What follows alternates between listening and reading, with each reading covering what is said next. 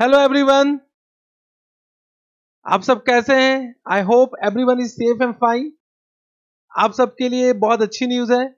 For the first time I am recording my CA final FR classes in Hindi plus English language. Means ये batch totally English में रिकॉर्ड किया जाएगा। अभी तक मेरी जितने भी क्लासेस रिकॉर्ड हुई हैं या जितने भी क्लासेस हमने फेस टू फेस किया है, that was in English. Why English? Because we basically give classes in Hyderabad और यहाँ के स्टूडेंट बेसिकली इंग्लिश में क्लासेस सुनना पसंद करते हैं। बट फिर भी ड्यू टू जो कि मेरी क्लासेस अब नाउ ऑल ओवर इंडिया जाती है, तो बहुत सारे स्टूडेंट हमें कहते थे कि सर आप प्लीज हिंदी प्लस इंग्लिश में रिकॉर्ड कीजिए, लेकिन due to constant of time, due to hectic schedule हम क्लासेस हिंदी में रिकॉर्ड नहीं कर पाते थे, क्योंकि फेस टू फेस क्लास में बिजी होने के कारण वो समय हमें नहीं मिल पाता था। लेकिन नाउ ड्यू टू जो ये पेंडेमिक सिचुएशन आया है, तो हमारे फेस टू फेस क्लासेस भी अब लगभग नहीं रही है। तो हमें भी टाइम मिला कि चलो ठीक है, अब उन स्टूडेंट के पास भी हमें जाने का मौका मिल रहा है, तो हम क्यों ना जाए। इसलिए हम इस पूरे बैच को रिकॉर्ड कर रहे हैं Hindi plus English, means it will be in English language. Correct? Yes. तो क्या आप रेडी हैं? मैं रेडी हूं आपको सीए फाइनल एफआर पढ़ाने के लिए। क्या आप रेडी है? Yes sir. Now let me first introduce let me first introduce you about this batch। इस बैच के बारे में मैं इंट्रोड्यूस कर देता हूं कि इस बैच की एप्लीकेबिलिटी क्या होगी, और जो जो आपके मन में डाउट आ सकती है पहले उसके बारे में हम बात कर लेते हैं। करेक्ट? तो एप्लीकेबिलिटी ऑफ दिस बैच, अगर आप देखो ये जो बैच हम रिकॉर्ड कर रहे हैं ये कौन कौन से एग्जाम के लिए एप्लीकेबल होगा। तो this particular batch will be applicable for November 21, May 22 and November 22 के लिए तो एप्लीकेबल 100% होने वाला है। उसके बाद भी अगर आप एग्जाम लिखते हो तो ये बैच एप्लीकेबल होगा until unless there is some amendment। अगर कोई अमेंडमेंट आ जाता है, क्योंकि अभी इंस्टीट्यूट भी क्वेश्चंस रिवाइज कर रही हैं और स्टडी मैटर को भी रिवाइज करती है हर एक साल के बाद, तो हो सकता है कि एक साल या 1.5 साल के बाद इंस्टीट्यूट एक रिवाइज स्टडी मैटर दे, तो of course the batch will remain same, the concept will remain same, but additional question आ सकती है। तो डोंट वरी, ये जो बैच होगा that is applicable for November 21, May 22 and November 22 and also onward exam। Don't worry about amendment। Amendment अगर कुछ आता है वो मेरा responsibility है, मेरा duty है। Once you purchase our classes, once you take our classes, the amendment is my responsibility, my duty। वो मेरा obligations है आपके लिए। तो कोई भी अगर amendment आता है that will be provided to you free of cost, that will be provided to you free of cost। वो किस मोड से दिया जाएगा वो हम तय कर लेंगे। that can be given via YouTube channel or through my app or through what Google Drive mode, whatever। Correct now, but amendment will be given free of cost to you all। Correct? तो of course November 21, May 22 और November 22 की exam के लिए तो कोई amendment नहीं आने वाला है, लेकिन फिर भी कोई अमेंडमेंट आता है तो you should not worry about that। Correct? Yes sir। Now coming to syllabus covered, so this batch is of course for new syllabus, not for old syllabus of CA final। So it is as per new syllabus, as per the revised study material announced by ICI till date। Yes sir, yes sir। Now duration of this batch will be approximately 290 to 300 hours। Correct? So the duration will be approximately 290 to 300 hours। एक जो lectures होता है that will be approximately of 3 hours। Correct? Yes sir, yes sir। I hope आप समझ रहे मेरी बातों को। Now what book you need to follow, which books you should follow। तो of course जो books हम follow करते हैं वो हमेशा हम ये बोलते हैं कि you should follow which material, ICI। आपको ICI के स्टडी मटेरियल को ही फॉलो करना चाहिए, और कोई भी मटेरियल आप फॉलो मत करो, आईसीआई की स्टडी मटेरियल को ही आपको फॉलो करना चाहिए। Plus you should follow all RTP, MTP and all exam questions. Correct ना?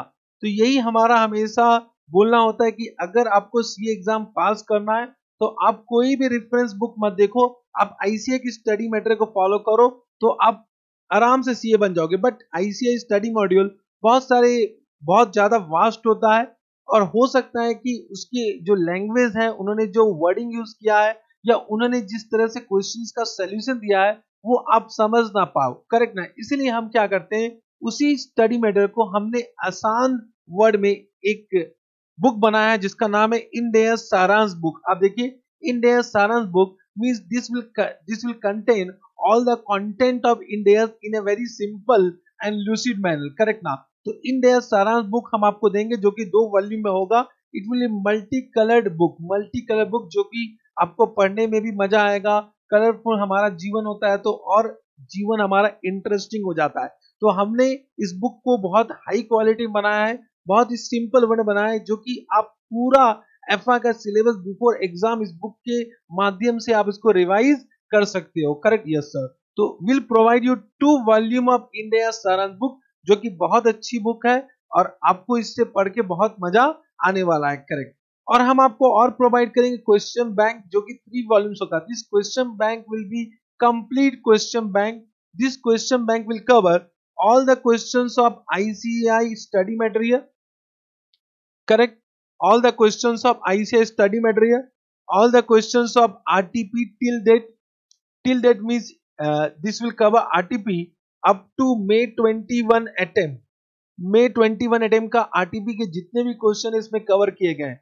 फिर this will cover MTP means model test paper issued by ICAI for May 21 attempt till May 21 attempt के लिए जितने भी क्वेश्चंस उन्होंने दिए वो सारे कवर होंगे, करेक्ट।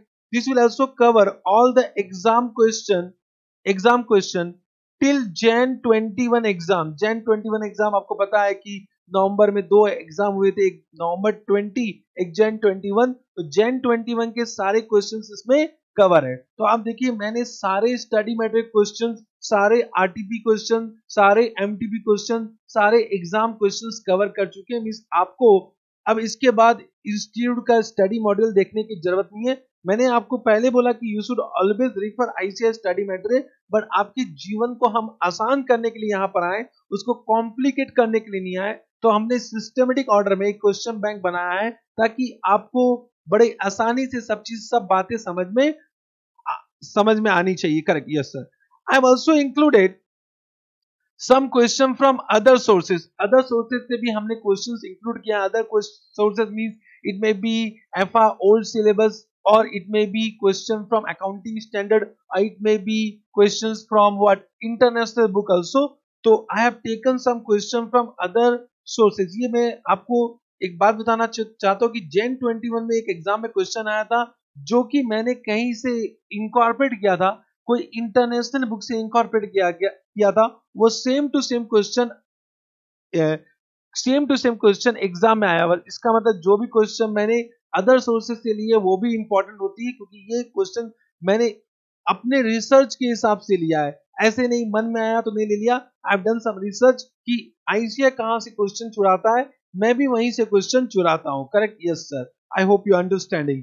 तो books it will be, I will be providing 2 volumes of India Saaransh book and 3 volumes of question bank. Question bank will be black and white, correct ना, वो कलर फॉर्मेट में नहीं होगा, but India Saaransh book will be in colour format. Yes sir.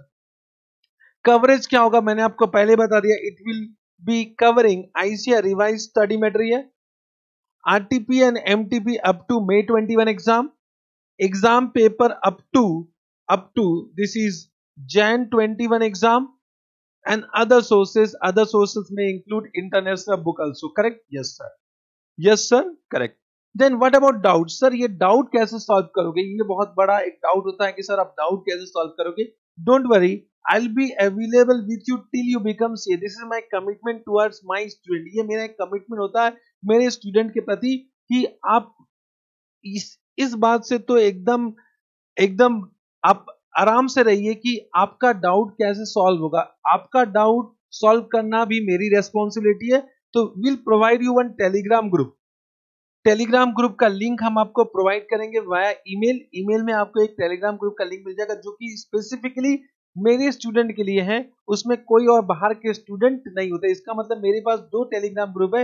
एक it is open to everyone, one is open only for my student. तो of course आप दोनों group join कर सकते हो, लेकिन आप जो डाउट पूछोगे तो पहला प्रेफरेंस मेरे स्टूडेंट को होता है। तो आप डाउट जो स्पेसिफिक मेरे स्टूडेंट के लिए वहां पर आप डाउट पूछ सकते हो, तो of course the doubt will be immediately solve with in 24 hours में सॉल्व कर देता हूं, until unless there is some unusual circumstances कि मैं कहीं पे बहुत ऑलमोस्ट बिजी हो चुका हूं, तो हो सकता है किसी दिन 2 या 3 से 3 अधिक लग जाता है, but that is very rare situation. तो टेलीग्राम ग्रुप में आप डाउट पूछेगा, और मैं आपको एक व्हाट्सएप ग्रुप में भी ऐड करूंगा, but that is not for doubt. वो क्या होता है कि कभी जैसे मुझे कुछ पर्सनल बातें करनी होती है तो मैं वहां पर आपसे बातें करता हूं, और कभी ऐसा हो सकता है कि मैं टेलीग्राम ग्रुप में आपकी डाउट नहीं सॉल्व कर रहा, तो आप मुझे वहां पर हिट कर सकते हो व्हाट्सएप ग्रुप में, जिससे please respond to our doubt. तो don't worry, I will solve your doubt. तो एक व्हाट्सएप ग्रुप में भी आपको ऐड किया जाएगा, but that is not for doubt. आप वहां पर भी लेकिन डाउट पूछ सकते हो, provided your doubt is not solve in Telegram group. Correct, कि मैं आपको एक माध्यम बता रहा हूं, टेलीग्राम ग्रुप के साथ साथ मैं एक आपको व्हाट्सएप ग्रुप में भी ऐड करूंगा। देन कॉल, अगर किसी कारण से टेलीग्राम ग्रुप में जो भी मैं एक्सप्लेनेशन दे रहा हूं वो आपको नहीं समझ में आया, तो आप मुझे कॉल भी कर सकते हैं at a time which is provided by me. तो ऑफकोर्स अगर मुझे लगता है कि ये डाउट मैं एक्सप्लेन नहीं कर पा रहा हूं टेलीग्राम ग्रुप में थ्रू मैसेज, तो I will only give you some time, at that time you can call me and I will respond to your all doubt through calls also. Correct, तो these are the medium for answering your doubt, तो don't worry about doubt आपका solve होगा till you become CA. मैं आपके साथ रहूंगा, ये मेरा आपसे वादा है। Correct, yes sir. Now what about test? Of course test कैसे कंडक्ट करें, कंडक्ट करना हमारे लिए पॉसिबल नहीं है, वो आपको ये पता है कि I can't conduct test because you all complete the syllabus as per your time. आप अपने हिसाब से सिलेबस को कंप्लीट करते हैं, तो मुझे ये नहीं पता रहता है कि कौन से स्टूडेंट कब कौन सा पोर्शन कंप्लीट कर रहे हैं। तो what I will do, I will give you 8 chapter wise test मैं आपको पहले से बना के दे दूंगा, एज पर शेड्यूल भी दे दूंगा कि कौन से चैप्टर कौन से टेस्ट में इंक्लूडेड है। आप मेरी बात समझ पा रहे हो? Yes sir. तो I will give you a schedule of test, I will give you 8 chapter wise test. तो जैसे आपका वो पोर्शन कंप्लीट होता है वैसे ही आप क्या कीजिए, उस टेस्ट को लिख लीजिए। कोई भी डाउट आता है मुझसे पूछ लीजिए, डाउट ऐसे आएगा नहीं, क्योंकि that will be automatically covered in class. Yes sir, correct, yes sir. तो test will provided through Google drive link in mail. वो आपने जैसे ही आपको ईमेल मिलेगा तो उसमें आपको जो लिंक मिलेगा वीडियो लेक्चर्स का, उसके साथ आपको क्या मिल जाएगा, टेस्ट भी मिल जाएगा। But this will be your commitment towards me कि आप टेस्ट टाइमली लिख रहे हो। देखो, टेस्ट आपको लिखना पड़ेगा, ये टेस्ट हमने आपके लिए बनाया है, तो आपको ये टेस्ट इन टाइम लिखना पड़ेगा। Then I will always take one grand test before every attempt. तो वो ग्रैंड टेस्ट आप लिख सकते हो, तो इसका मतलब आपका सपोज की एग्जाम है नवंबर 22 में, तो आपके पास 3 ग्रैंड टेस्ट हो जाते हैं। For example for May 21 attempt तो अभी चला गया, नवंबर 21 अटेम्प्ट, फिर May 22 attempt and November 22 attempt का आप क्या कर सकते हो, आप टेस्ट लिख सकते हो। तो I will take one grand test for each attempt, तो आप उससे भी लिख सकते हो बिफोर एग्जाम, ताकि आपको पता चले कि ओवरऑल पिक्चर, ओवरऑल स्टेटस क्या है आपके पूरे सिलेबस का। अंडरस्टूड? Yes sir. डाउट के बारे में भी आपको कोई डाउट नहीं है? Yes sir, we have understood. Now coming to, जब भी आप मेरी क्लासेस लेते हो तो आपको कुछ फॉलो करना पड़ेगा। There are some dos and there are some don'ts, correct ना? तो आपको क्या करना है, आपको क्या नहीं करना है, वो आपको बहुत अच्छी तरह से पता होना चाहिए। क्या करना है, मैं आपको हमेशा बोलता हूँ कि हमारे जीवन में 3 hours are very important, not only for class, for our life also. कि first we should be regular, हमें रेगुलर होना चाहिए। कोई भी हम काम करते हैं उसमें हमें कंसिस्टेंसी से हमें काम करना चाहिए। तो रेगुलर मतलब ये नहीं है कि आपको हर दिन क्लासेस देखनी है, या आप अगर बीमार हो गए हो तब पर भी आपको क्लासेस देखनी, ऐसा नहीं होता है। रेगुलर मतलब जो आपने प्लान किया उसको आप पूरा करो इन टाइम, करेक्ट ना? There are some unusual circumstances in our life, जिस समय हम जो काम सोचते हैं वो नहीं कर पाते हैं, लेकिन उसको आपको रिकवर करना चाहिए as soon as possible, correct ना? फॉर एग्जाम्पल, आपने 7 डेज में जो काम करना था उसमें आपने 5 डेज काम किया, 2 दिन आप काम नहीं कर पाते हो, तो जो 2 दिन आपने काम नहीं किया उसमें आपको ये देखना है कि 2 दिन का जो क्लासेस आपने मिस किया उसको आप कितना जल्द से जल्द उसको रिकवर करते हो, करेक्ट? तो बी रेगुलर, डू रिविजन। मैं आपसे एक कमिटमेंट चाहता हूं कि जो भी क्लासेस आप करते हो, जैसे सपोज कि आप हर दिन एक क्लास देखते हो, अब 3 आवर्स क्लासेस, तो 1 घंटा आप कम से कम रिवाइज कीजिए। रिवीजन कीजिए 1 hour every day, means whatever I do in 3 hours, if you revise 1 hour on daily basis, तो क्या होगा कि मेरे साथ साथ आपका पूरा एफआर का रिवीजन हो जाएगा, करेक्ट। तो व्हाट इज माई माई जो मेरे को आपसे चाहिए, एक ये चाहिए कि आप रेगुलर रहिए, प्लस आप रिवीजन कीजिए कंसिस्टेंट बेसिस पे। रिवीजन मतलब ये नहीं है कि आप पूरे दिन रात एफआर ही पढ़िए, because there are many other subject जो आपको करना होता है, लेकिन कम से कम ड्यूरिंग दिस कोर्स जब मेरी क्लासेस आप देख रहे हो तो कम से कम 1 घंटा आप रिवाइज कीजिए, जो मैंने आपको पढ़ाया है उसको आप रिवाइज कीजिए, correct, understood. It can be 1 hour और more than 1 hour as per your choice, but minimum कम से कम 1 घंटा आप रिवाइज कीजिए। Follow right attitude. Right attitude का मतलब क्या होता है कि you should be very much, देखिए आप देखिए ऐसे स्टूडेंट है तो आपका जो एटीट्यूड, आपका जो पर्सनैलिटी होना चाहिए वो एक स्टूडेंट का होना चाहिए। मैं जब स्टूडेंट था तो मैं हमेशा 2 बातों का ध्यान रखता था कि एक तो मैं डाउट अपने टीचर से पूछता था, मीन्स जो भी मुझे डाउट आता था वो मैं अपने टीचर से पूछ लेता था, और सेकंड मैं हर क्वेश्चन का जवाब देता था अपने टीचर को, चाहे मुझे पता हो या नहीं पता हो, चाहे मेरा आंसर करेक्ट हो चाहे आंसर गलत हो। मीन्स ये अगर एटीट्यूड आपका रहे ड्यूरिंग योर स्टूडेंट लाइफ तो आपको कोई भी सक्सेसफुल होने से रोक नहीं सकता है कि you need to ask doubt whatever is coming in your mind. Sir doubt कैसे पूछे, देखिए आप जो भी आपका डाउट है लगभग डाउट आपका क्लास में खत्म हो जाएगा, और अगर कोई डाउट बच जाता है तो ऑफकोर्स टेलीग्राम ग्रुप में आप संगे संग पूछिए, immediately that doubt should be asked in Telegram group. I hope you understanding. और जो भी मैं आपसे क्वेश्चन पूछता हूं मैं इस क्लास में बहुत इंटरेक्टिव रहूंगा, even though it is a virtual mode classes, it is virtual mode means आप और हम एक साथ नहीं है, लेकिन फिर भी मैं एक ऐसा माहौल क्रिएट करूंगा कि आपको ऐसा लगेगा कि मैं आपके सामने ही बैठा हूं। तो मैं अगर आपसे कुछ क्वेश्चन पूछता हूं आप उसका जवाब दीजिए, अगर सही है तो अच्छी बात, नहीं है गलत है तो और अच्छी बात। तो जब गलत आंसर देते हो तो उसको आप कहीं ना कहीं नोट कीजिए कि ये क्वेश्चन का जवाब मैंने गलत लिखा है, अब ऐसा पाप वापस से रिपीट नहीं होना चाहिए, करेक्ट ना। तो I always say there are 2 things just try to understand कि if you don't ask doubt, अगर आप डाउट नहीं पूछते हो तो आप जीवन भर के लिए इडियट रहते हो, करेक्ट ना। बट अगर आप डाउट पूछते हो तो आप सिर्फ कुछ क्षण के लिए ना समझ या इडियट रहते हो, करेक्ट ना, अंडरस्टूड। तो better to ask doubt and answer even you don't know, अगर आपको उसका आंसर नहीं पता है फिर भी आप उसके लिए कोशिश कीजिए, क्योंकि जब आप कोशिश करते हो तो कहीं ना कहीं आप उसके बारे में सोचते हो, जब सोचते हो तो कहीं ना कुछ कंक्लूजन आता है, करेक्ट। Yes sir.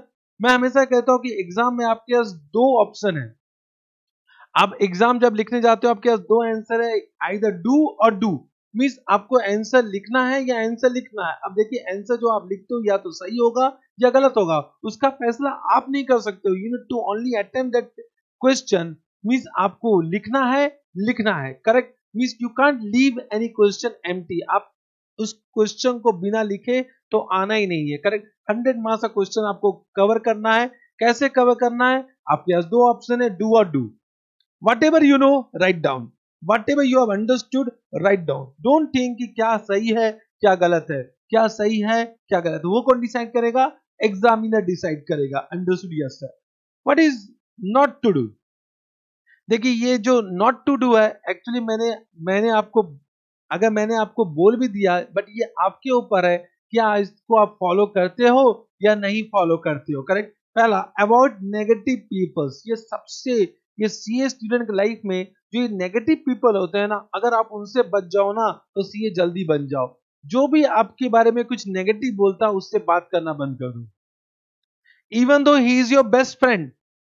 मैं आपको सच बोला, सच के सिवा तो मैं कुछ बोलता ही नहीं। अवॉइड नेगेटिव पीपल, तो आपके सराउंडिंग में जो जो नेगेटिव पीपल है उससे बात करना आप बंद कर दो। सेकंड, अवॉइड सोशल मीडिया, देखिए social media of course it is a necessary part of our life at this moment, but फिर भी अनवांटेड जो सोशल मीडिया है, अनवांटेड सोशल मीडिया उसको अवॉइड करो। फॉर एग्जाम्पल फेसबुक हो गया वो, और वट एवर जो अनवांटेड है, करेक्ट ना। हाँ, there are some Telegram group जिसपे जो आपके एग्जामिनेशन पॉइंट रेलेवेंट है उसमें आप जुड़े रहो, लेकिन इंस्टाग्राम, फेसबुक और वट एवर, करेक्ट ना, दैट इज नॉट रिक्वायर्ड, उससे आप दूर हो जाए वही आपके आपके जीवन के लिए अच्छी बात होगी। और दूसरा, नेवर गिव एक्सक्यूजेस, अब से आज से आप अपना अब कुछ भी काम करते हो उसके लिए एक्सक्यूज देना बंद कर दो कि ये काम क्यों नहीं हुआ। जब भी आपको कुछ काम करना हो उसको करो या करो, बट एक्सक्यूज देना बंद कर दो। करेक्ट ना? जब आप अपने जीवन से एक्सक्यूजेस को निकाल दोगे तो हर काम सही समय में हो जाएगा। करेक्ट? तो these are the dos and don'ts which I always say to my student you should follow during your student life. जैसे आप सीए बन जाओगे फिर आप अपना रूल्स बनाओ, अपना प्रिंसिपल बनाओ, उसको फॉलो करो। करेक्ट ना? Understood? Yes sir, I hope you understood what ever I am saying. मेरी इमोशंस को आपको समझना पड़ेगा। आप समझे ना? मेरी इमोशंस को आप नहीं समझोगे तो आपको मोशंस आएगा तो कहीं ना कहीं दिक्कतें होंगी। I hope you understanding. Correct? या now coming to the syllabus, कि सर सिलेबस क्या होने वाला है। तो आप इस बैच के बारे में समझ चुके हो कि क्या है। Now what is the content of this syllabus. Content क्या है? तो अगर मैं आपको कंटेंट के बारे में बात करूं तो जो F R C A final F R का सिलेबस है वो 100% इंडेयस के ऊपर है। 100% इंडेयस मीन्स कभी कभी स्टूडेंट हमें पूछते हैं स्पेशली अगर मैं बोलूं स्पेशली अगर मैं नॉर्थ इंडिया के स्टूडेंट अगर मैं देखता हूं तो वो मुझे बोलते हैं sir there are two part, one is Ind AS, one is chapter consolidation etcetera, but सारे चैप्टर इंडेयस के ऊपर ही है। तो मैं ये बोल सकता हूँ कि this is totally 100% Ind AS syllabus.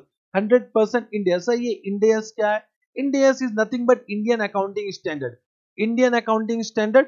Sir तो जो आपने सी इंटर में किया था वो क्या इंडियन अकाउंटिंग स्टैंडर्ड ही था?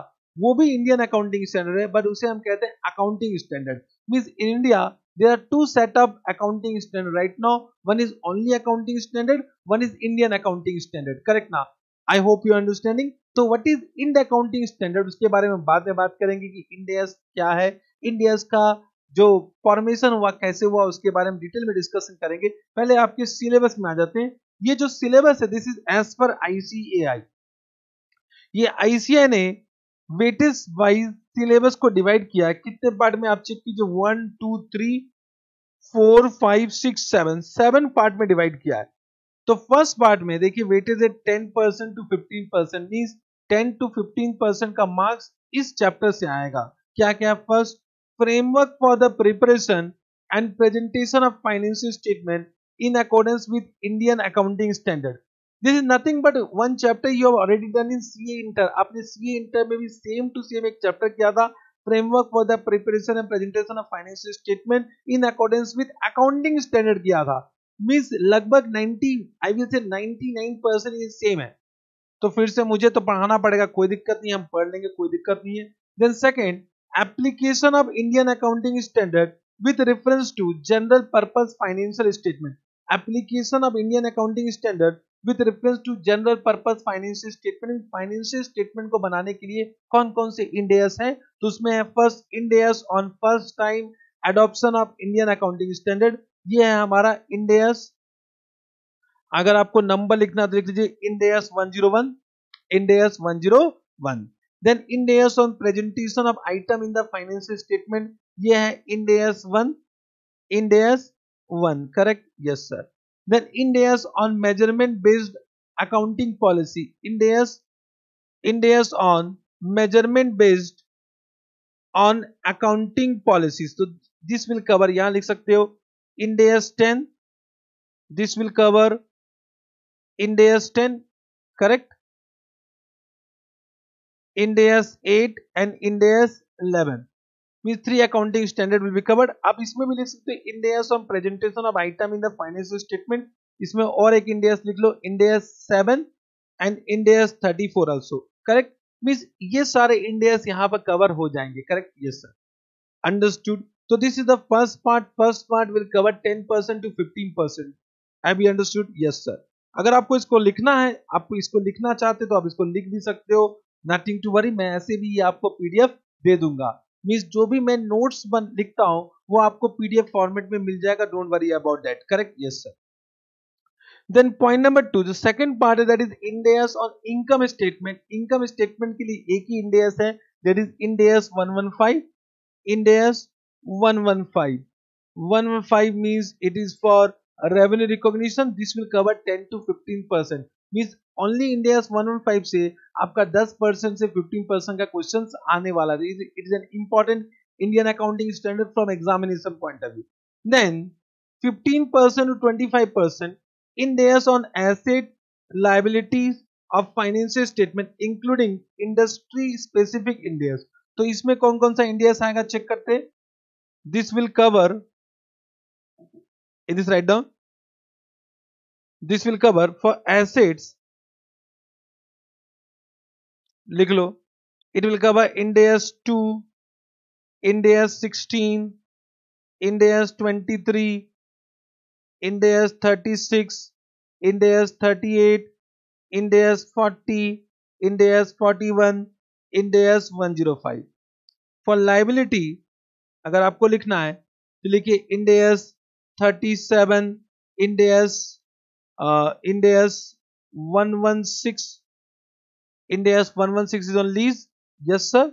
Then Ind AS 19 एक एम्प्लॉय बेनिफिट्स के ऊपर है, these are for liabilities, correct, yes sir, understood, correct. So you can see this will cover at least 15 to 25% of marks. So this is also important topic from examination point of view, correct. अभी सिर्फ मैं आपको content बता रहा हूँ, कुछ आपको समझ में आ रहा है या नहीं में समझ में आ रहा है उसके ऊपर आप कोई भी चिंता मत कीजिए, क्योंकि ये तो एकदम ये एक ऐसा बात है जब कि सपोज कि आप एक रेस्टोरेंट में जाते हो और सबसे पहले मेनू देखते हो, तो मेनू में इतने सारे आइटम होते हैं, लास्ट में आपने वही खाना है जो आपको समझ में आना है, करेक्ट ना, अंडरस्टूड. तो जब तक मैं आपको चैप्टर समझाऊंगा नहीं तब तक आपको इस कंटेंट के बारे में कुछ समझ में नहीं आने वाला है. लेकिन जब भी आप रेस्टोरेंट जाते हो तो मेनू देखते हो, तो मैं आपको एक मेनू दिखा रहा हूँ कि this are the syllabus which we need to cover, understood, yes sir. मेरी बातों को तो आप समझ पा रहे हो, yes sir. Then section point number 4 में क्या है, it will cover 15% to 20%, it will cover Ind AS on item impacting the financial statement, Ind AS on item impacting the financial statement, this will cover Ind AS 12, Ind AS 21, Ind AS 12, Ind AS 21, correct, yes sir. Ind AS on item impacting to Ind AS 12 is on government grant, Ind AS 21 is on changes in foreign exchange rate. Of course this will impact the item in financial statement, तो उसके बारे में ये Ind AS क्या कहती है वो हमें देखना होगा. Then Ind AS on disclosure in the financial statement, there are some Ind AS which are related only for disclosure.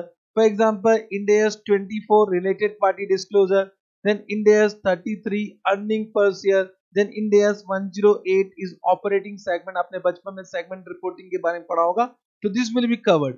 आप समझे?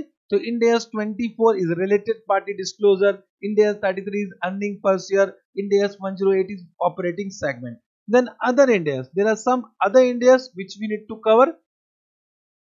For example, Ind AS 20, Ind AS 20, Ind AS 102, 102, correct, yes sir. ये Ind AS 12 जो था ये था income tax के ऊपर, मैंने शायद गवर्नमेंट ग्रांट बोल दिया, मेरी मिस्टेक है, इनकम टैक्स. और Ind AS 20 is on government grant, yes sir. Then 10% to 20%, point number 5 में आ जाइए, this will be Indian accounting standard group accounting. Group accounting means हम कंसोलिडेशन के बारे में बात कर रहे हैं, हम पेरेंट सब्सिडियरीज के बारे में बात कर रहे हैं, ग्रुप अकाउंटिंग बोलते हैं.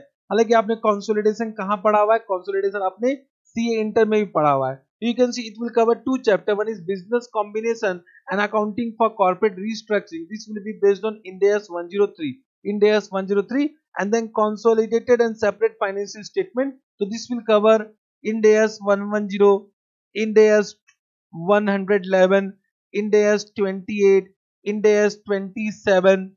Correct now? And Ind AS 112. Ind AS 112. Correct. Then point number 6, this group accounting is also very important. You can see 10 to 20% इन्होंने लिखा है, but मेरे ख्याल से this will cover at least 25 to 30% का question यहाँ से आता है. Which is very important topic from examination point of view, जिससे एग्जाम में क्वेश्चन आता है, correct. Then point number 6, 10%, 20% accounting and reporting of financial instrument. एक चैप्टर है फाइनेंशियल इंस्ट्रूमेंट. जब इस चैप्टर में हम आएंगे आपको लगेगा पूरा आपका अकाउंटिंग जो आपने सी इंटर से किया है पूरा चेंज, पूरा परिवर्तन होने वाला है. So this Ind AS means accounting and reporting of financial instrument. This is based on कौन सा Ind AS है इसमें? Ind AS 32, Ind AS 107 and 109. Correct, yes sir. तो this will be a revolutionary change in the accounting. जब इस chapter को करेंगे आपको लगेगा कि पूरा अकाउंटिंग में चेंज हो चुका है, अब हम एकदम अलग हिसाब से अकाउंटिंग करते हैं। Correct, yes sir. बट अभी कुछ डिस्कस करने वाले नहीं है। देन पॉइंट नंबर 7, 5% और 10% ये कवरेज है। This will cover miscellaneous topic, for example analysis of financial statement. Analysis of financial statement के लिए आपको शेड्यूल 3 समझना पड़ेगा। शेड्यूल 3 ऑफ कंपनीज एक्ट, उसका रिक्वायरमेंट, तो उसके बारे में भी हम डिस्कस करेंगे। शेड्यूल 3 रिक्वायरमेंट कि how to analyze financial statement. तो analysis of financial statement will require the application of schedule 3 and also require the application of all Ind AS also, correct। then integrated reporting one chapter है जो कि theoretical chapter है, उसको हमें समझना है। and there is one chapter corporate social responsibility। I hope आपने companies act में CSR के बारे में पढ़ा होगा, तो उसका अकाउंटिंग कैसे करना है उसके ऊपर हम डिस्कस करेंगे। But this is based on guidance note, not on Ind AS। Means there is one guidance note on accounting for corporate social responsibility. तो ओनली एक ही गाइडेंस नोट है जो हमारे सिलेबस में है। Apart from that everything is as per Ind AS, as per Ind AS। So what is the difference between guidance note and accounting standard? जो guidance note है that is issued by ICI and that is recommendatory in nature, means that is not mandatory for the companies, mandatory for the entity, but accounting standard because it is a part of companies act, it become mandatory for companies। आप मेरी बात समझ पा रहे हो? Yes sir, हम आपकी बातें समझ पा रहे हैं। Correct, yes sir. तो ये हो गया आपका कंटेंट, ये आपका हो गया syllabus. Understood? Yes sir, correct. तो सिलेबस अभी आपको समझ में आ रहा है या नहीं आ रहा है उसके ऊपर डिस्कस नहीं करते हैं, बट सिलेबस बहुत प्यारा है।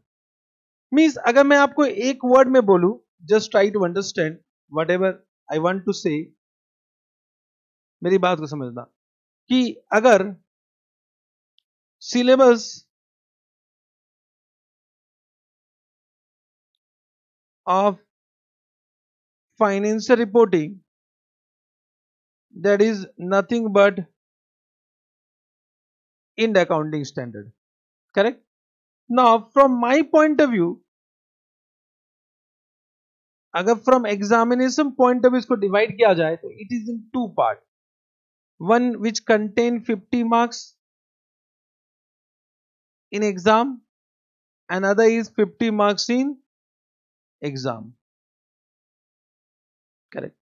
दिस 50 मार्क्स जो मैं पहले लिखने जा रहा हूं, this will cover how many topic? Let's see, first is consolidated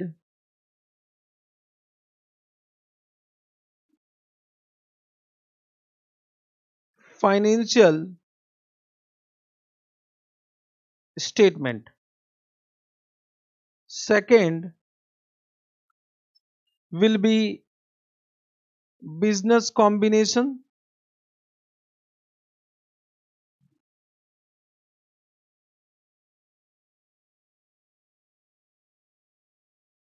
third is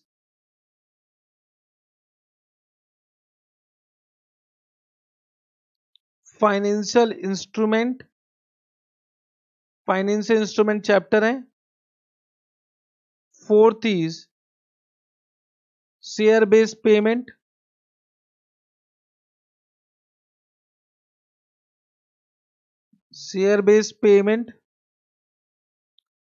and fifth is revenue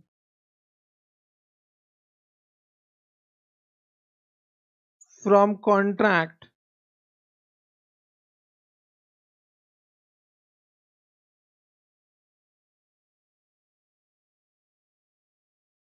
with customer, correct, understood। तो this chapter will be of 50 to 60 marks, क्योंकि आपका पेपर जो होता है 120 मार्क्स का होता है, तो मैं ये बोल सकता हूँ दिस इज 50%, तो 50 to 60 मार्क्स का ये पेपर होता है। Normally it will B of more than 60 marks only, correct. तो 50 to 60 मार्क्स का यहां से पेपर बनेगा, करेक्ट, यस सर। एंड अच्छी बात यह है कि इन चैप्टर से एक मैंडेटरी क्वेश्चन आने वाला है। मींस दिस चैप्टर, इस जो भी चैप्टर मैंने यहां लिखा है इससे क्वेश्चन आना ही है, इसको क्वेश्चन इंस्टीट्यूट बनाएगा। तो a mandatory question from this topic. Mandatory question.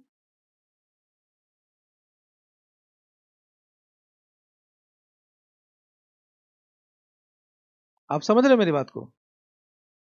Mandatory question. And from class point of view, this chapter will take much time. Means अगर आप देखो consolidated financial statement, this will cover around 15 days. Around 15 days मुझे इसी में लगेगा 15 days. Business combination में around 10 days. Correct. Financial instrument में around 15 days. 15 days. Share based payment में around 5 days. एंड रेवेन्यू में अराउंड 5 डेज. तो अब चेक करो अप्रोक्सीमेटली ये कितना हो गया 30 40 50 50 डेज तो यहीं पर हो गया. अंडरस्टूड. तो 50 days will be this chapter. तो 50 days will be approximately 50 days. जो सेकंड पार्ट है वो कवर होगा. Means this will be also 50 to 60 marks and this will B other topics. जो भी ये टॉपिक बच गया वो यहां पर आ जाएंगे. Other topics. So whatever topics left will be covered in this. But from this other topic question may or may not be asked. आप समझे ना. जैसे मैंने यहाँ पे लिख दिया consolidated financial statement, इसके ऊपर क्वेश्चन जरूर आएगा. बट यहाँ पे अगर मैं लिखता हूँ Ind AS 16 तो Ind AS 16 से क्वेश्चन आ भी सकता है नहीं भी आ सकता है. Means question may or may not be asked.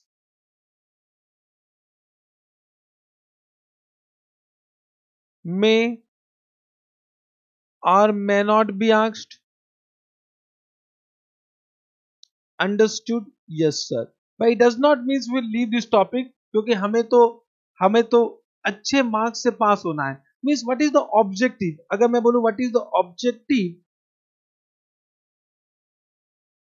Objective of our class. हमारा ऑब्जेक्टिव क्या है इस बैच का कि we should be able to score 90 plus in FR. 90 plus हमारा ऑब्जेक्टिव होना चाहिए कि 90 प्लस हम स्कोर करें एफआर में, जो कि बड़ा आसान है. देखो आप ये मत देखो कि आपके सीनियर ने कितने मार्क्स स्कोर किए, ये देखो कि आप कितना मार्क्स स्कोर कर सकते हो. तो ऑफकोर्स इनिशियली जब मैं बोलता हूँ कि 90 मार्क्स लेके आना है, हो सकता है कि आपको ये अटपटा लगे, लेकिन धीरे धीरे जैसे जैसे मेरी क्लासेस करोगे आपको कॉन्फिडेंस आते रहेगा. तो ऑफकोर्स हम इस 90 प्लस मार्क्स को अचीव कर पाएंगे. लेकिन स्टार्टिंग में अपना ऑब्जेक्टिव बनाना है कि और objective score 90 plus marks in FR. देखो जब मैंने एग्जाम लिखा था सीए फाइनल का तो आई स्कोर 93 इन एफआर. 93 मुझे आया था. तो कम से कम आपको इतना तो होना चाहिए कि आप अपने टीचर को बीट कर पाओ. तो आपका भी ऑब्जेक्टिव 93 प्लस होना चाहिए. मैंने 90 प्लस लिखा, बट आप अगर अपना ऑब्जेक्टिव लिखना चाहते हो तो इसमें 93 लिख दो क्योंकि आपको तो मुझे भी बीट करना चाहिए. Correct? Yes sir. I hope you are understanding. Yes sir. Yes sir. Correct. तो objective score what 90 plus in FR. Correct? Understood.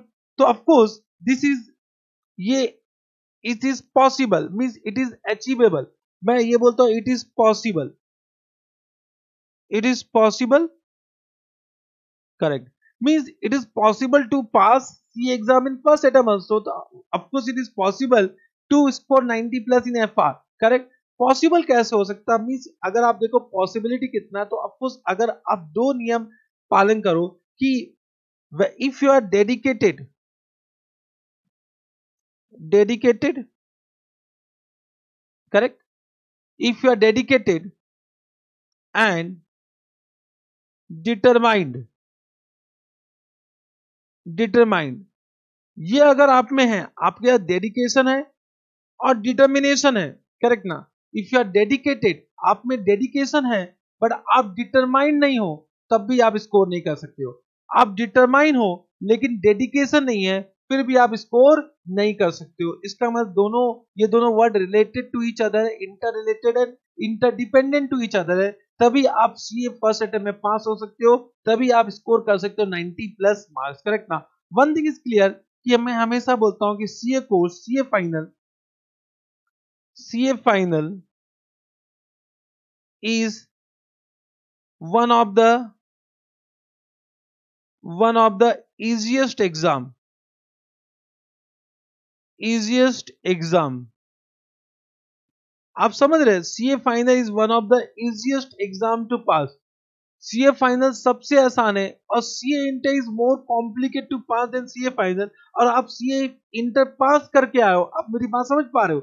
Just try to understand. अगर मुझसे आप पूछना चाहते हो तो CA inter is more complicated than CA final exam to pass. क्योंकि जब आप सीए इंटर में पढ़ना स्टार्ट किए थे, believe me, out of the 8 subject whatever you have written for CA inter exam, जिसमें 8 सब्जेक्ट में सिर्फ आपको एक सब्जेक्ट था जिससे आप कुछ आपको जान पहचान था, दैट वाज अकाउंटिंग।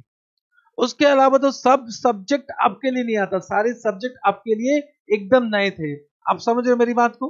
करेक्ट। तो इसका मतलब यहाँ पे सीए फाइनल में देखो, जब आपका आर्टिकलशिप स्टार्ट हो गया है तो सब सब्जेक्ट आपको पता है। जब आपको सब सब्जेक्ट के बारे में पता है तो उसका अंडरस्टैंडिंग लेवल भी उतना ही होता है as compare to CA inter. CA inter में तो बहुत सारी बातें हमें समझ में नहीं आती है, फिर भी हम उसको समझ जाते हैं। करेक्ट? Yes sir. तो CA inter was more complicated than CA final and that exam you pass. वो एग्जाम आप पास कर चुके हो, तो I think you should not worry about CA final exam. But one question comes in our mind कि sir आपने बोला CA final is easiest, but then also why student is not passing the exam? उसका हमें answer ढूंढना पड़ेगा कि CA final easy होने के बाद भी सीए स्टूडेंट क्यों नहीं पास कर रहे हैं, सीए स्टूडेंट सीए फाइनल में क्यों नहीं पास कर पाते एक अटेम्प्ट में। किसी किसी को तो एक से अधिक अटेम्प्ट लग जाता, कोई तो उसको क्विट कर देते हैं। क्यों? इसका कारण क्या है वो हमें ढूंढना पड़ेगा। जस्ट ट्राई टू अंडरस्टैंड, मेरी बात को समझो। मैं आपसे आज एक क्वेश्चन पूछता हूं, एवरीवन मेरी बात को समझना, कि अगर सपोज कि 100 स्टूडेंट, आज हम कुछ बातें करते हैं क्योंकि once the class will be started, हम बातें कम करेंगे, हम पढ़ाई ज्यादा करेंगे। तो फर्स्ट डे में हम अपना एक रिलेशनशिप बना रहे हैं कि आप मुझे जान जाओ, मैं आपको जान जाओ, फिर हमारा इंटरेक्शन स्टार्ट हो जाएगा। Correct? Yes sir, yes sir. तो अगर 100 स्टूडेंट के बारे में बात करें, if they have applied for CA foundation exam, तो मुझे बताओ इसमें से कितने स्टूडेंट सीए इंटर में आते होंगे? आप मुझे बताओ, चाहे वो फर्स्ट अटेम्प्ट में हो या सेकंड अटेम्प्ट में हो या थर्ड अटेम्प्ट में हो, 3 अटेम्प्ट लेते हैं। करेक्ट? अब मुझे बताओ कम से कम कितने स्टूडेंट आते होंगे? करेक्ट? कम से कम मतलब ज्यादा से ज्यादा, देखो 100 में तो 100 पास नहीं होते, मैं ये मान के चलता हूँ 50% स्टूडेंट पास हो जाते होंगे जो सीए इंटर में आते हैं, 50% स्टूडेंट छोड़ देते हैं। करेक्ट ना? तो कहने से सीए इंटर में कितने स्टूडेंट आए? 50 means I'm not taking first attempt. There may be some student who passed in first attempt. There may be some student who passed in second attempt. There may be some student who passed in third attempt. Third attempt के बाद कोई भी CA foundation normally नहीं लिखता है, तो मैं ये मान के चलता हूँ 50% स्टूडेंट पास हो जाते हैं अगर 100 स्टूडेंट ने अप्लाई किया है। Correct? Yes sir. Now CA inter में जैसे आते हैं, मुझे बताओ इसमें से कितने स्टूडेंट फाइनल में आ पाते हैं, दोनों ग्रुप पास करते हैं? मुझे बताओ। कम से कम मैं बोलूंगा कि लगभग मैं मान के चलता हूं कि 40% मान लेते हैं या 50% मान लेते हैं। आप जितना बोलेगे उतना मान लेते हैं। बताओ 40 माने 50 माने, मेरे ख्याल से 40% तो पास हो जाते हैं। करेक्ट? 40% दोनों ग्रुप पास हो जाते हैं। करेक्ट? अंडरस्टूड? क्योंकि जो सीए फाइनल में आ जाते हैं 50 के 50 तो नहीं आएंगे। करेक्ट? तो एक काम करते हैं 50 इंटू 50% ले लेते। चलो, तो कहने से लेट अस से कि 25 स्टूडेंट सीए फाइनल में आ जाएंगे, सीए फाइनल में आ जाएंगे। And can see you are among them, means अगर मैं आपके बारे में बात करूं तो you are 25% of this 100, means 25% हो।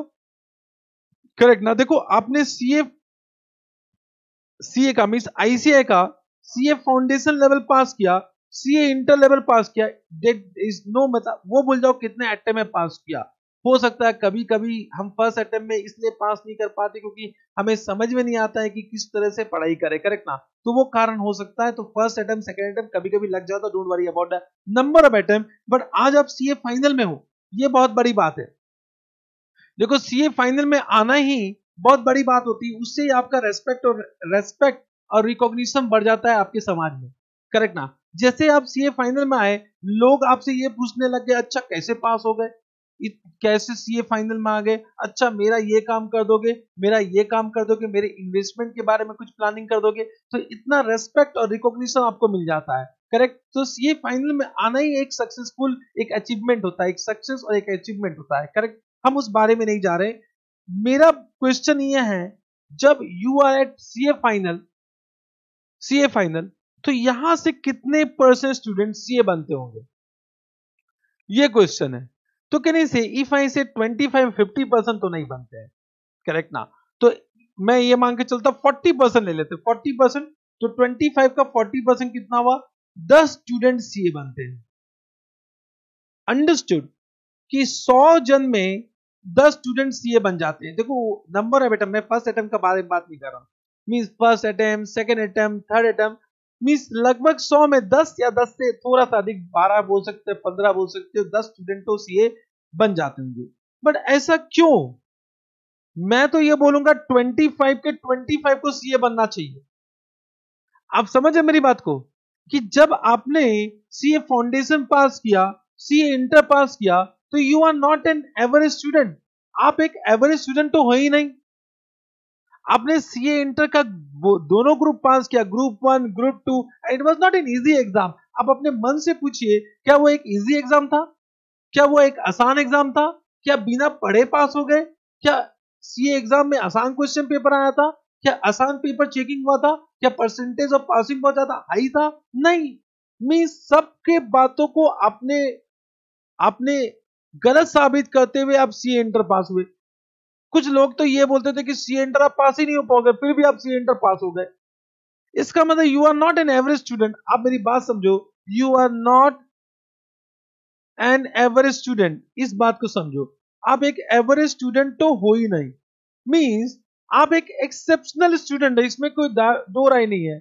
आप एक एक्सेप्शनल स्टूडेंट हो, करेक्ट ना। आपने AS5 में पढ़ा होगा, there are some item which are exceptional, there are some item which are extraordinary, correct ना। याद है exceptional item, extraordinary item. मैंने यहां पर आपको एक्स्ट्रा ऑर्डिनरी स्टूडेंट नहीं बोला, क्योंकि extraordinary item now there is no extraordinary item under Ind AS. Ind AS में अब कोई भी एक्स्ट्रा ऑर्डिनरी आइटम नहीं है, तो हमारे जीवन में भी अब कोई एक्स्ट्रा ऑर्डिनरी वर्ड नहीं है। तो you are an exceptional student, समझे ना, you are an exceptional student, इसमें कोई दो राय नहीं है। और मैं भी ये बोलता हूं कि जो भी मेरे सामने अभी बैठे हुए हैं और जो मेरी लेक्चर सुन रहे हैं, वो सब एक्सेप्शनल स्टूडेंट है। आप मानो या ना मानो, you are a exceptional student. लेकिन एक्सेप्शनल स्टूडेंट होने के बावजूद भी आउट ऑफ 25 ओनली 10 स्टूडेंट क्यों पास हो रहे, इसमें हमें विचार करना पड़ेगा। अगर हम इस समय विचार नहीं करें तो हो सकता है कि जो सबके साथ हुआ वही हमारे साथ होने वाला है। Correct, understood. Means what ICI says, you may be exceptional, but हम तो सेलेक्ट करेंगे only best out of exceptional. आप समझे मेरी बात को, कि भाई हम एक्सेप्शनल स्टूडेंट को सीए नहीं बनाएंगे, हम तो उस एक्सेप्शनल में जो बेस्ट है उसको सीए बनाने वाले हैं। Means can I say you should now convert yourself to a best CA, best student, correct ना। मींस इन एग्जाम, मेरी बात को, ये final exam you will not get marks for correct answer. मैं जो बोलता हूँ सच बोलता हूँ, सच के सिवा कुछ नहीं बोलता हूँ। You will not get marks for correct answer, you will get marks for the best answer. Best answer as per ICAI.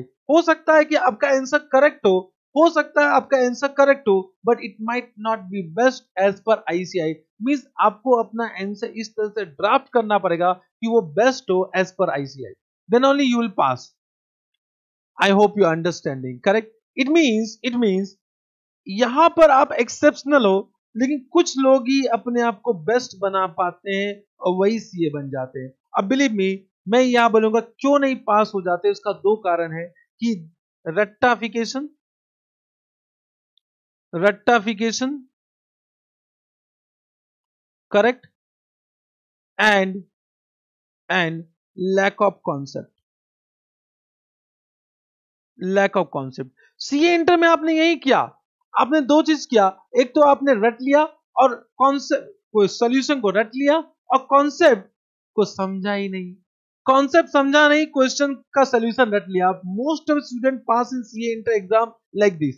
तो सीए इंटर में पास हो गए, सीए फाइनल में पास नहीं हो पाओगे। तो अगर आपने वही ट्रेंड रखा है सीए इंटर में, जैसे रट के अपने सोल्यूशन को रट लिया बिना समझे कॉन्सेप्ट को, और आप सोचते हो कि आप सीए बन जाओगे, यही सबसे बड़ी मूर्खता है। कि यहां पर आपको अपना लर्निंग प्रोसेस को चेंज करना पड़ेगा, क्योंकि यहां पर सीए फाइनल में वो व्हाट के साथ हाउ भी पूछते हैं और वाई भी पूछते हैं। Means at CA inter mostly आपसे पूछा जाता था व्हाट, बट यहां पर सीए फाइनल में आपसे व्हाट भी पूछा जाएगा, हाउ भी पूछा जाएगा, वाई भी पूछा जाएगा। और जब वाई पूछते हैं इसका मतलब आपको कॉन्सेप्चुअल अंडरस्टैंडिंग बहुत करेक्ट होना चाहिए। अंडरस्टूड इट मींस जो हमारा क्लास होगा हम उसमें रट्टाफिकेशन को तो एकदम अलाउ नहीं करेंगे और विल डील विथ कॉन्सेप्ट। हम कॉन्सेप्ट में बहुत ज्यादा जोर देंगे। हमारी पूरे क्लासेस में आप देखिएगा कि हम कॉन्सेप्ट में ज्यादा जोर दे रहे हैं। Automatically when you understand the concept, any question of what ever nature you can do by your own. Any question of whatever nature you can do by your own. Understood? Correct?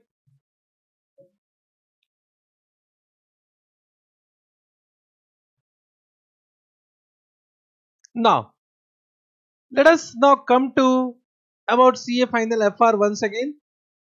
Now, when we come to CA Final FR syllabus, मैंने आपको पहले बताया है कि it is 100% India's. Now, of course, आपके मन में ये डाउट आ रहा है कि India's actually है क्या? तो I will just give you some background of India's. अभी मैं India's का applicability के बारे में कुछ बात नहीं करूंगा, करेक्ट ना?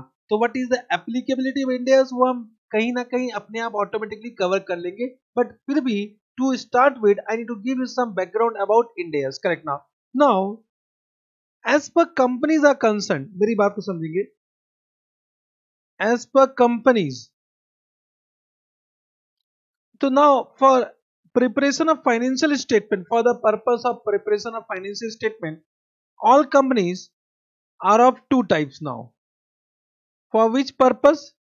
For the purpose of preparation of financial statement. First, companies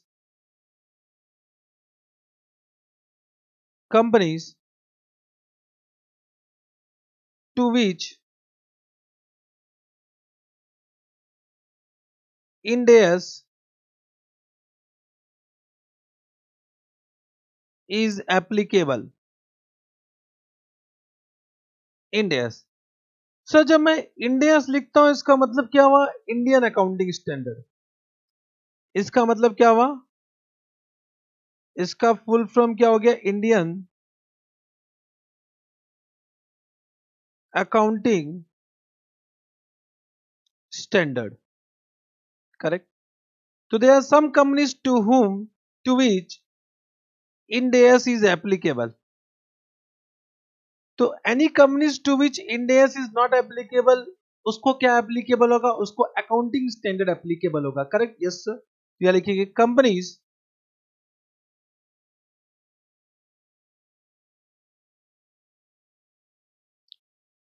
to which accounting standard is applicable. तो सर आपने लिखा Ind AS means Indian accounting standard. तो सर वेदर अकाउंटिंग स्टैंडर्ड जब आप लिखते हो whether that is not Indian accounting standard, वो भी इंडियन अकाउंटिंग स्टैंडर्ड है, but to make A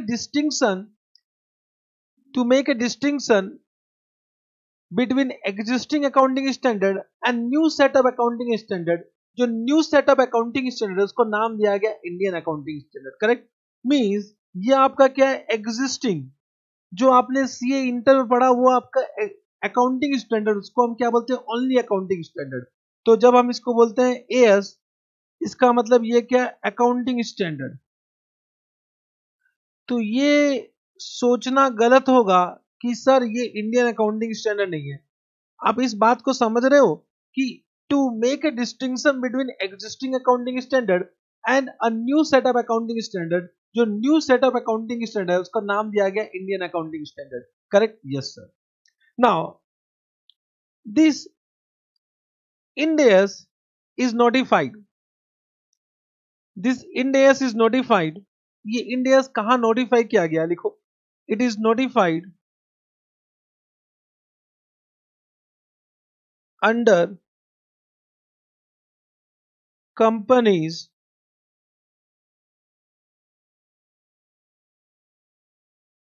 Indian accounting standard rules 2015. So this all Indian accounting standard is notified in companies Indian accounting standard rules 2015, and this has been notified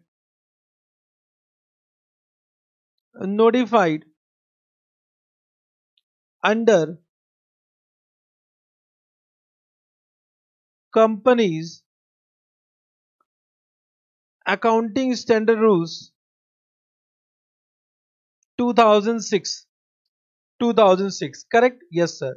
Means any company to which Ind AS is applicable, Ind AS is applicable, वो अपना financial statement बनाएंगे as per division 2 of schedule 3 of companies act. Means इनका जो financial statement बनेगा उसका format कहां पे दिया गया, division 2 of schedule 3 of companies act. मेरी बात समझ पा रहे हो? या देखेंगे division 2 of schedule 3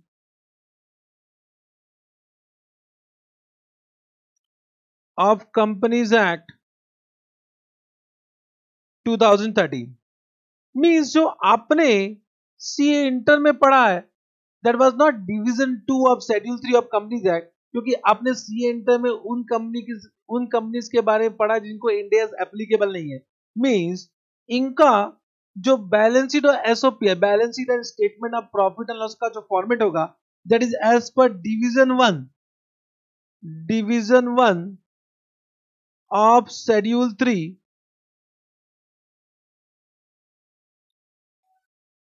of Companies Act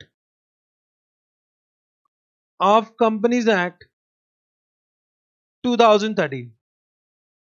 understood? Yes sir. तो कैन आई से कि ये अकाउंटिंग स्टैंडर्ड और division 1 of schedule 3 it is already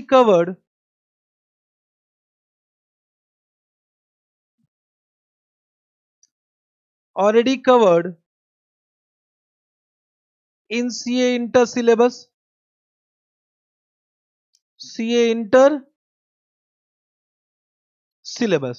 correct? हाँ, there were some accounting standard जो कि सीए इंटर के सिलेबस में नहीं था, तो व्हाट वाज नॉट कवर्ड यहां लिख लो ताकि आपको पता चलेगा कि ये अकाउंटिंग स्टैंडर्ड के बारे में आपने सीए इंटर में कुछ भी नहीं पढ़ा था। फॉर एग्जांपल आपने AS 15 के बारे में नहीं पढ़ा था। AS 15 was for employee benefit, मैं लिखता हूं employee benefit, करेक्ट? फिर आपने AS 28 के बारे में कुछ नहीं पढ़ा था, impairment of assets, करेक्ट? फिर आपने AS 25 के बारे में कुछ नहीं पढ़ा था, that was interim financial reporting, interim financial reporting, correct? फिर ऑफकोर्स कंसोलिडेशन चैप्टर में आपने AS 21 तो लगभग कर लिया था, बट आपने दो accounting standard, one was AS 27 and one was AS 23, उसके बारे में आपने नहीं किया था। This AS 27 was for joint venture accounting of joint ventures, and this AS 23 was investment in associate in CFS consolidated financial statement। इसके बारे में भी आपने कुछ भी नहीं डिस्कशन किया था एट सी इंटर लेवल, तो this was not covered in C inter. But don't worry, when will do Ind AS तो ऑटोमेटिकली जो इंड AS है कॉरेस्पॉन्डिंग अकाउंटिंग स्टैंडर्ड है उसमें ज्यादा डिफरेंस नहीं है, तो ये ऑटोमेटिकली आप कवर कर लोगे। मींस कुछ डिफरेंसेस है वो डिफरेंसेस हम अलग से कर लेंगे तो ऑटोमेटिकली ये आपको कवर हो जाएगा। Means it is not, and मैं ये भी बोलना चाहिए, it is not a part of CA final syllabus. CA final में ये कवर नहीं है, सीए फाइनल में ये कवर नहीं है। मींस ये जो AS 15, AS 28, AS 25 it will be applicable to those companies to which Ind AS is not applicable, correct ना? तो अगर आपके पास कोई भी क्लाइंट है जिसका आप फाइनेंशियल स्टेटमेंट बना रहे हो as per division 1 of schedule 3 of companies act, इसका मतलब उनको ये अकाउंटिंग स्टैंडर्ड एप्लीकेबल है। तो अगर आपने नहीं पढ़ा है तो आपको खुद से पढ़ना चाहिए। तो डोंट वरी, जब मैं आपको इंड AS पढ़ाऊंगा तो इसका जो कॉरेस्पॉन्डिंग इंड AS होगा उसमें ज्यादा डिफरेंस नहीं है, तो ऑटोमेटिकली ये आपको खुद समझ में आ जाएगा जब आप अपने से पढ़ोगे। तो मैं आपको ये लिखना चाहता हूं Do it by your own. Do it by your own after completion of corresponding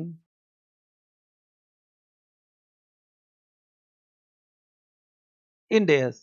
means लगभग आप समझ जाओगे, इसमें आपको कोई भी परेशानी नहीं होने वाला है, क्योंकि हम डिटेल में डिस्कशन करने वाले हैं जब हम इंडेस करेंगे। Correct.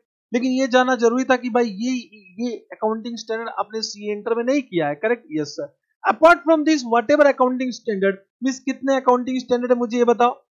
There are AS1 to AS1 to AS29, AS1 to AS29, yes sir, AS1 to AS29. There is three more accounting standard which has been issued by ICI but not notified in Companies Accounting Standard Rule 2006, AS30, AS31, AS32 notify नहीं हुआ है, तो उसके बारे में हम बात नहीं करेंगे। Correct. Out of these, two accounting standard has been deleted. One is AS6 and AS8 has been deleted. तो ऑफकोर्स जो डिलीट हो गया उसके बारे में बात नहीं करेंगे। Yes sir. तो apart from this 5 accounting standard, all accounting standard you have already covered. Yes sir. Now coming to Ind accounting standard. जब हम इंड अकाउंटिंग स्टैंडर्ड के बारे में बात करते हैं तो can say it will be covered in CA final, it will be covered in CA final. Yes sir, correct. Now sir, what is Ind accounting standard? Ind accounting standard is nothing but it is converged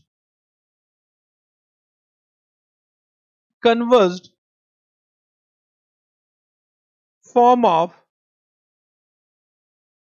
International Accounting Standard and IFRS. Converse form of international accounting standard. देखो जब मैं IAS लिखता हूं, IAS does not mean Indian accounting standard, IAS means international accounting standard, and to make a distinction between Indian accounting standard and international accounting standard, जो Indian accounting standard उसका short form IAS नहीं रखा गया, इसलिए उसको हम क्या बोलते हैं, इंड अकाउंटिंग स्टैंडर्ड बोलते हैं। तो इसको हमेशा हम क्या लिखेंगे, इंड अकाउंटिंग स्टैंडर्ड। आप इसको IAS नहीं लिख सकते हो, क्योंकि जैसे आपने IAS लिखना स्टार्ट कर दिया उसका मतलब इंटरनेशनल अकाउंटिंग स्टैंडर्ड हो जाएगा। करेक्ट। तो it is a converse form. Correct.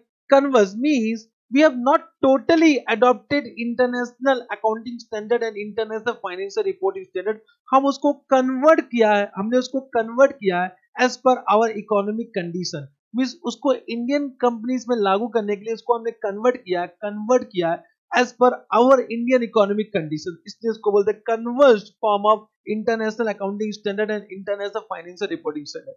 So यहाँ दो क्यों IAS and IFRS? Correct. ये भी बात समझना पड़ेगा ना। बिफोर 2001 मींस 2001 के पहले there was one international accounting standard committee. Correct ना, अंडरस्टूड। तो उसके पहले एक इंटरनेशनल अकाउंटिंग स्टैंडर्ड कमिटी हुआ करती थी। करेक्ट। तो इंटरनेशनल अकाउंटिंग स्टैंडर्ड कमिटी ने जितने भी इंटरनेशनल अकाउंटिंग स्टैंडर्ड बनाए उसका नाम था IS1 टू IS41। मींस उन्होंने IS1 to IS41 issue किया। Correct. Means that committee has issued IS1 to IS41 on various aspect of accounting. Then after 2001, the committee was changed to International Financial Reporting Committee। और इस committee ने तय किया कि अब से जो भी अकाउंटिंग स्टैंडर्ड इशू करेंगे इसका नाम होगा IFRS, क्योंकि एक्चुअली ये अकाउंटिंग स्टैंडर्ड नहीं। देखो हम फाइनेंशियल स्टेटमेंट के बारे में बात करते हैं, हम फाइनेंशियल रिपोर्टिंग के बारे में बात करते हैं, तो अकाउंटिंग स्टैंडर्ड कहीं ना कहीं लगता है हम अकाउंटिंग के बारे में बात कर रहे हैं, but actually we are dealing with reporting of financial information. Correct ना। तो करेक्ट टर्म क्या था, फाइनेंशियल इंफॉर्मेशन, फाइनेंशियल रिपोर्टिंग। तो उन्होंने क्या किया, अपने कमिटी का नाम चेंज किया from international accounting standard committee to international financial reporting committee, correct. और उसके बाद जो भी स्टैंडर्ड इशूड किया गया उसका नाम रखा गया IFRS, करेक्ट। बट प्रीवियस जितने भी इंटरनेशनल अकाउंटिंग स्टैंडर्ड इशू किए गए थे उनका नाम और नंबर उन्होंने रिटेन किया, मींस उसको उसमें कोई भी चेंजेस नहीं किया, means this will remain as it is. Now कोई भी न्यू अकाउंटिंग स्टैंडर्ड इशू किया जाता है उसका नाम उन्होंने क्या रखा, IFRS। तो अभी तक उन्होंने कितने IFRS इशू किए हैं, दैट इज IFRS 1, 2, IFRS 16। आप समझ रहे हो मेरी बात को? तो कैन आई से this international accounting standard is now combination of these two, is a combination of these two, correct ना? तो इसलिए हम इसको बोलते हैं, जब भी मैं IFRS बोलूं तो IFRS will include IAS 1 to IAS 41 also। अगर मैं इंटरनेशनल अकाउंटिंग स्टैंडर्ड बोलता हूं तो automatically it will also include IFRS, understood? Yes sir. लेकिन अब इसका नाम हम IFRS ज्यादा बोलते हैं, तो वंस आई से इंटरनेशनल फाइनेंशियल रिपोर्टिंग स्टैंडर्ड, तो इट इज इम्प्लाइड दैट आप अपने आप से समझ जाओ कि इसमें इंटरनेशनल अकाउंटिंग स्टैंडर्ड भी इंक्लूडेड होगा, करेक्ट। डोंट वरी, इसमें से कुछ इंटरनेशनल अकाउंटिंग स्टैंडर्ड डिलीट हो चुके हैं, जो कि अपने आप आपको समझ में आ जाएगा कि कौन कौन से इंटरनेशनल अकाउंटिंग स्टैंडर्ड डिलीट हो चुके हैं, correct, understood. But this are the status till now. IFRS 17 भी अभी ड्राफ्ट स्टेटस में है, लेकिन अभी तक वो इफेक्टिव नहीं है, तो अगर वो इफेक्टिव नहीं है तो उसके बारे में हम बात नहीं करेंगे, अंडरस्टूड। नाउ मेरी बात समझो, Indians accounting standard is converse form of international accounting standard and IFRS। Now एक डाउट आया कि सर इंडियस का नंबर किस हिसाब से करें, तो टू हैव अ रेलेवेंस, एक रेलेवेंस रखने के लिए जो MCA means ministry of corporate affair, उन्होंने क्या डिसाइड किया कि जो IAS 1 और IAS 41 का कॉरेस्पॉन्डिंग इंडियन अकाउंटिंग स्टैंडर्ड होगा उसका हम नंबर देंगे IND-AS 1 to IND-AS 41। मींस अगर मैं IND-AS 1 बोलता हूं इसका मतलब that is not IFRS 1, that is IAS 1, correct ना, अंडरस्टूड। अगर मैं IND-AS 40 बोलता हूं that is international, means that is the converse form of international accounting standard 40। और IFRS 1 to IFRS 16 इसका जो नंबर दिया गया वो कैसे दिया गया, IND-AS, यहां लिखा गया IND-AS 101, ओहो हो, IND-AS 101 to IND-AS 116। तो अगर मैं IND-AS 116 बोलता हूं तो आपके दिमाग में ये चलता है कि इतना सारे IND-AS हमें पढ़नी पड़ेगी। नो, इतने सारे नहीं है, वो in total there are 40 to 41 accounting standard जो आपको पढ़ना है, जो कि एग्जामिनेशन पॉइंट ऑफ व्यू से रेलेवेंट है, करेक्ट, यस सर। तो it is IND-AS 101 to IND-AS 116। तो अगर मैं बोलता हूं IND-AS 116, इट मींस उसका कॉरेस्पॉन्डिंग IFRS क्या, IFRS 16। अगर मैं IND-AS 101 बोलता हूं तो उसका कॉरेस्पॉन्डिंग IFRS क्या है, IFRS 1, अंडरस्टूड। नाम समझ में आया आपको? Yes sir. देन मेरी बात को समझेंगे कि when there was international accounting standard committee, तो उनको interpret means there was some accounting aspect जिसको इंटरप्रेट करने के लिए उनका एक कमिटी था जिसका नाम था SIC, means this is what, standard interpretation committee, correct, understood. और यहां पर कुछ भी बातों को इंटरप्रेट करने के लिए उन्होंने एक कमिटी बनाया जिसका नाम था IFRIC, this is international financial reporting interpretation committee, correct. ये क्या हो गया, standard interpretation committee, correct, understood. Now this interpretation what ever is announce bye international committee, आप समझो ये दो कमिटी थी जो कि कुछ इंटरप्रिटेशन देती कोई भी एस्पेक्ट में जिसके ऊपर डाउट आता था, तो this interpretations are included as a part of this IND-AS by way of appendix। तो हम कुछ appendix करेंगे, appendix to this IND-AS, वो appendix कुछ नहीं है, that is the interpretation given by international committees, correct ना। तो अगर कोई appendix के बारे में बात करें, that is now a part of this IND-AS, उसको इस IND-AS में ही incorporate किया गया है, करेक्ट ना। अब जैसे जैसे हम IND-AS के बारे में बात करेंगे आपको कुछ और भी इसके बारे में समझ में आएगा। आई होप जो भी मैंने आपको बताया आपको समझ में आ गया, करेक्ट, अंडरस्टूड। नाउ कौन से कंपनी को इंड एस एप्लीकेबल है, कौन से कंपनी को इंड एस एप्लीकेबल नहीं है, उसके बारे में अभी हम चर्चा नहीं करते हैं, क्योंकि इंड एस अभी आप एकदम इनिशियल स्टेज में हो, इनिशियल स्टेज में हो तो उसके बारे में हम ज्यादा डिस्कशन नहीं करेंगे, अंडरस्टूड। तो ये एक बैकग्राउंड हुआ सीए फाइनल सिलेबस का। आई होप आपको समझ में आ रहा है कि हम इसमें क्या करने वाले हैं, अंडरस्टूड। बहुत मजा आने वाला है, पूरा सिलेबस बहुत इंटरेस्टिंग है, सिलेबस बहुत इंटरेस्टिंग है, correct, yes sir, understood. Up to this any doubt? Now before starting any chapter, कोई भी चैप्टर स्टार्ट करने से पहले मुझे एक आपसे एक कमिटमेंट चाहिए। कमिटमेंट यह है कि आपको आज से ही अपने आप को चार्टर्ड अकाउंटेंट मानना है। Means what I think, once you pass CA inter, CA final exam is only a formality. देखो, इसको फॉर्मेलिटी बोलना बहुत ज्यादा हिम्मत चाहिए, लेकिन मेरे ख्याल से सीए इंटर पास करने के बाद आप सीए बन चुके, क्योंकि अगर आपने 2.5 years का आर्टिकलशिप भी कर लिया तो आपके पास नॉलेज आ चुका है, और अगर आपने अच्छे फॉर्म से किया तो of course you have an expert knowledge of articleship also, correct ना? डोंट वरी, अगर आपने किसी छोटे फॉर्म से किया डोंट वरी, क्योंकि अब आप मुझसे पढ़ने वाले हो तो सब समान हो चुके। मेरे ख्याल से बहुत सारे मेरे स्टूडेंट होंगे जिसने अभी तक कोई भी इंड एस के ऊपर काम नहीं किया, तो अगर आपने इंड एस के ऊपर काम नहीं किया अपने ऑफिस में, don't worry, one commitment I am giving that after completion of batch you can compete with any chartered account in India। इतना गारंटी मेरे से ले लो, ये गारंटी देता हूं मैं, पासिंग का गारंटी नहीं देता हूं। मींस आप सीए पास होगे या सीए पास नहीं होगा इसका गारंटी मैं नहीं देता, बट हाँ you can compete with respect to India with any chartered account in India। आप किसी भी India, not only outside India also, correct ना, कि कोई भी चार्टर्ड अकाउंटेंट से आप compete कर सकते हो, मींस उसके डिस्कशन में आप बैठ सकते हो, आप उनको compete भी कर सकते हो, उनको चैलेंज भी कर सकते हो, इतना गारंटी मैं दूंगा if you are taking classes from me. ये मेरा कमिटमेंट है आपके तरफ। What commitment I have given? I have given one commitment that after completion of entire classes you can compete with any chartered accountant। मैंने CA final student नहीं बोला कि you can compete with any CA final student, अगर ध्यान सुना है तो मैंने बोला you can compete with any chartered accountant। Believe me, आपका नॉलेज उनसे ज्यादा होगा, ये भी मैं गारंटी दे देता हूँ, until unless they are working in MNCs। MNCs में कुछ चार्टर्ड अकाउंटेंट है जिनके पास अच्छा नॉलेज होता है, अपार्ट फ्रॉम देम आप किसी भी सीए से कॉम्पीट कर सकते हो, अंडरस्टूड।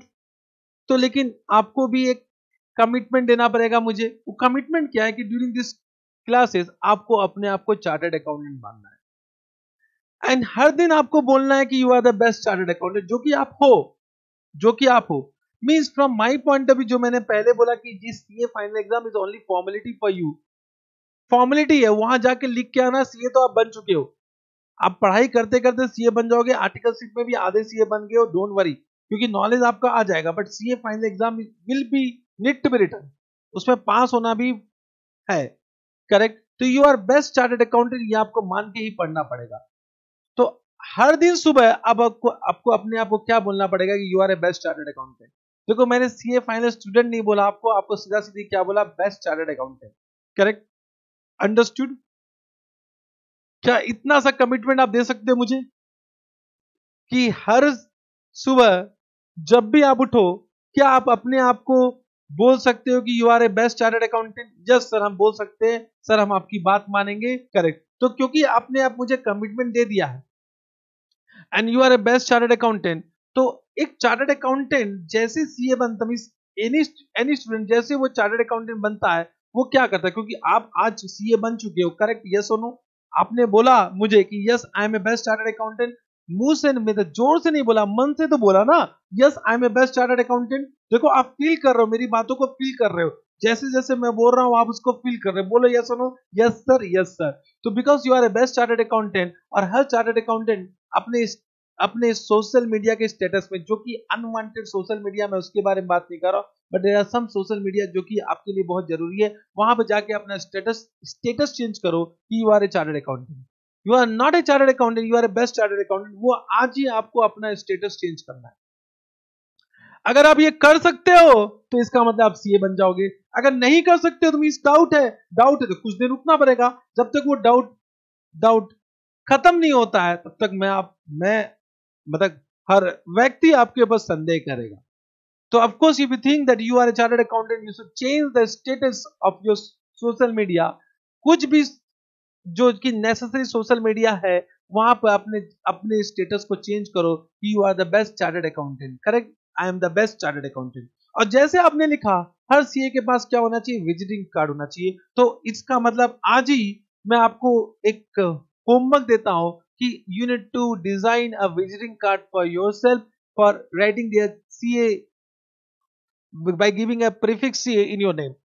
आप बना लो विजिटिंग कार्ड, क्योंकि आप सीए बनने वाले हो। Don't wait for ICA to give approval for that. आप सीए बन चुके हो, आप उसका उसका जो भी उसके लिए आपको करना वो स्टार्ट कर दीजिए। तो उसके लिए सबसे पहले आपको अपना विजिटिंग कार्ड बनाना पड़ेगा। तो आज ही आप डिजाइन करो और मैं आपको 7 दिन देता हूं, 7 दिन के अंदर मुझे आपका ई विजिटिंग कार्ड चाहिए। ऑफकोर्स आप फिजिकली मुझे अपना विजिटिंग कार्ड दे नहीं सकते, तो आई want your E visiting card.